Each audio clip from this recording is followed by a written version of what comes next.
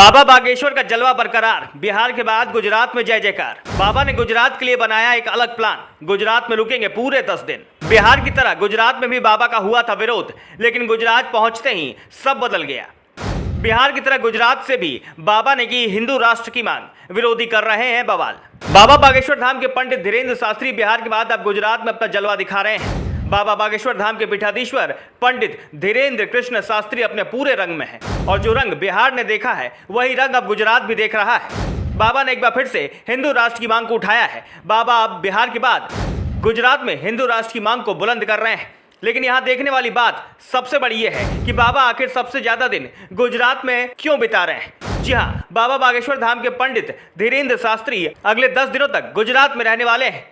इसकी एक बड़ी वजह है जो हम आपको अपने आगे की रिपोर्ट में बताने जा रहे हैं। लेकिन उससे पहले आप ये जान लीजिए कि बाबा की दीवानगी जो आपने बिहार में देखी, उससे कहीं ज्यादा दीवानगी बाबा का गुजरात में देखने को मिल रहा है। बिहार की तरह ही बाबा बागेश्वर धाम के पीठाधीश्वर धीरेन्द्र शास्त्री गुजरात दौरे पर हैं और बिहार की ही तरह गुजरात आने से पहले बाबा का जमकर विरोध हुआ था। कई चैलेंजेस दिए गए थे। कोई उनको चमत्कार दिखाने की बात कर रहा था तो किसी ने सनातन को लेकर सवाल उठाए थे। लेकिन गुजरात की धरती पर पहुंचते ही बाबा के विरोधी छुप गए, सारे चैलेंजेस वापस ले लिए गए और बाबा के एक कदम ने सब बदल दिया।